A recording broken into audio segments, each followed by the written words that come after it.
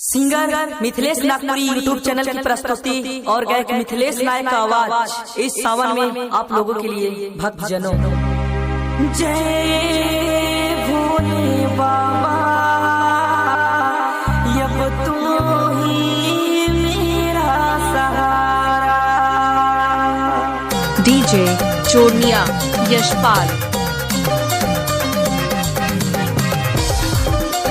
DJ Sahara और DJ Shekhar Navrang चौक की धमाकेदार प्रस्तुति में फिर से गायक मिथिलेश नायक का आवाज।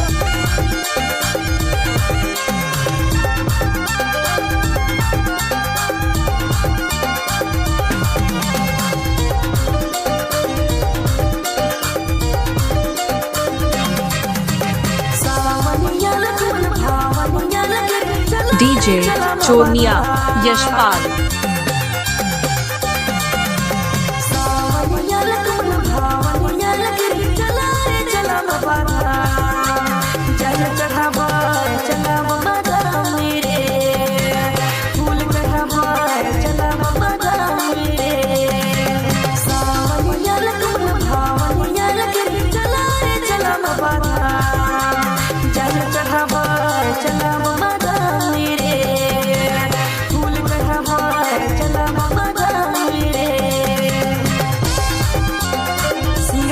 मिथिलेश नागपुरी यूट्यूब चैनल की प्रस्तुति और गायक मिथिलेश नायक का आवाज।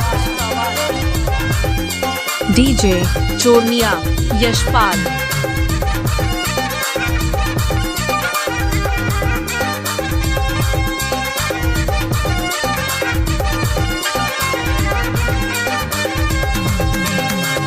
डीजे सहारा और डीजे शेखर नवरंग चौक की धमाकेदार प्रस्तुति में फिर से गायक मिथिलेश नायक का आवाज। गाते जावे झूमते सब बाबा के गीत गाते जावा, गंगा पी के भक्ति गाते जावे झूमते सब बाबा के गीत गाते जावा। जल चढ़ावा चला बाबा धाम मेरे, फूल चढ़ावा चला बाबा धाम मेरे। डीजे चोरनिया यशपाल,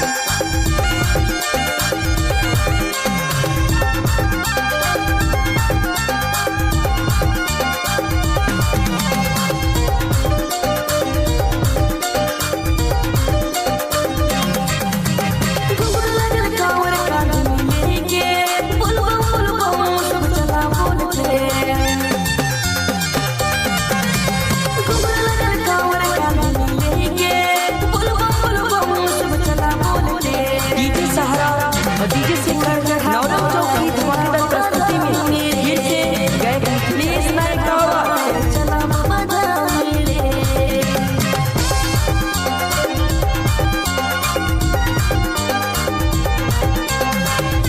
डीजे चोरनिया यशपाल,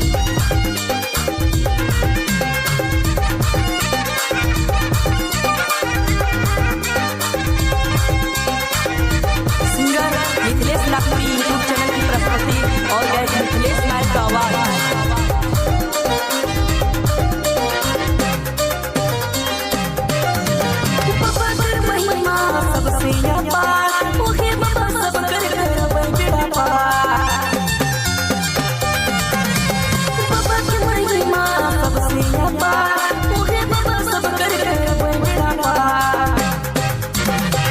चढ़ावा चला बाबा धाम मेरे, जल चढ़ावा चला बाबा धाम मेरे। सावन या लगन भावन या लगे चला रे चला बाबा धाम। सावन या लगन भावन या लगे चला रे चला बाबा धाम। फूल चढ़ावा चला बाबा धाम मेरे, जल चढ़ावा चला बाबा धाम मेरे। चला बाबा धाम मेरे, चला बाबा धाम मेरे।